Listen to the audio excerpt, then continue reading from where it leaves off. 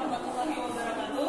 Bapak Ibu guru yang saya hormati, untuk kesempatan hari ini saya akan diseminasikan tentang salah satu program kegiatan yang pernah saya ikuti selama 9 hari kemarin. Kegiatan yang saya ikuti kemarin adalah BIMTEK Guru Pembimbing Khusus. Nah, sekolah kita teridentifikasi menjadi sekolah ramah inklusif. Karena di sini kita punya salah satu peserta didik yang termasuk ke dalam peserta didik yang berkebutuhan khusus. Nah, adapun materinya di sini yang pertama, di situ harus kita tahu bahwa apa sih sebenarnya pendidikan inklusif tersebut. Nah, jadi pendidikan inklusif di situ merupakan salah satu sistem penyelenggaraan pendidikan yang memberikan kesempatan kepada semua peserta didik yang memiliki kelainan dan memiliki potensi kecerdasan atau bakat istimewa untuk mengikuti pendidikan atau pembelajaran dalam satu lingkungan pendidikan secara bersama-sama bersama dengan peserta didik lainnya. Apa sebenarnya tujuan dari program kebutuhan khusus tersebut? Tujuannya di sini adalah untuk memberikan perhatian lebih, membangun komunikasi yang lebih baik, serta menciptakan pengalaman belajar baik untuk meningkatkan kemampuan peserta didik yang berkebutuhan khusus. Kemudian, apa saja sebenarnya contoh-contoh dari peserta didik yang berkebutuhan khusus?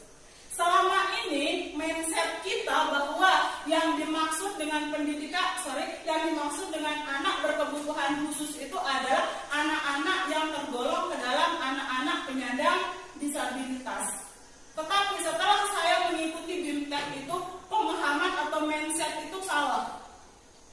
Anak yang termasuk ke dalam peserta didik berkebutuhan khusus itu bukan hanya anak-anak penyandang disabilitas saja, tetapi anak-anak yang memiliki hambatan dalam belajar ataupun kesulitan dalam belajar itu juga termasuk ke dalam anak-anak yang berkebutuhan khusus.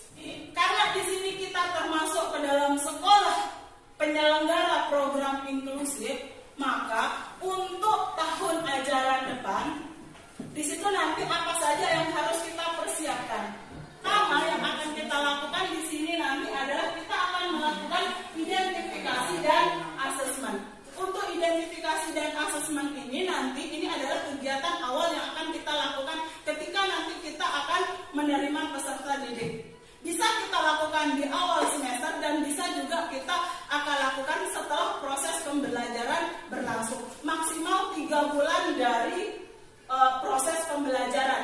Itu rentan waktu kita akan melakukan identifikasi dan asesmen ini. Oke. Kemudian yang kedua di sini ada planning matrix. Planning matrix di sini merupakan simpulan dari hasil identifikasi dan asesmen yang berupa mapping deskripsi tentang kondisi peserta didik berkebutuhan khusus secara individu. Kemudian untuk yang ketiga di sini adalah adaptasi kurikulum. Nah, adaptasi kurikulum di sini adalah salah satu usaha untuk menjamin peserta didik berkebutuhan khusus dengan peserta didik lainnya terlibat dalam satu lingkungan pembelajaran.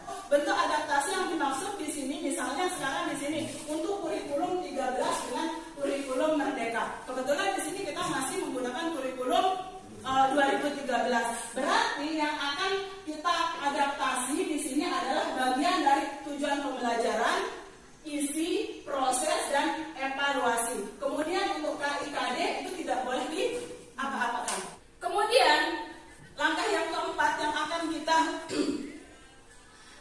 lakukan di sini adalah membuat program pembelajaran individual atau PPI. Nah, jadi sekarang di PPI ini bagaimana kita akan menyusun program untuk memberikan pelayanan kepada anak-anak tersebut. Misalnya yang belum lancar membaca, sekarang kita buatkan 1 hari misalnya atau dalam 1 pekan itu beberapa jam hanya untuk dia belajar membaca saja. Pelayanan yang akan kita berikan di sini tentunya adalah sesuai dengan kebutuhan dari peserta didik tersebut.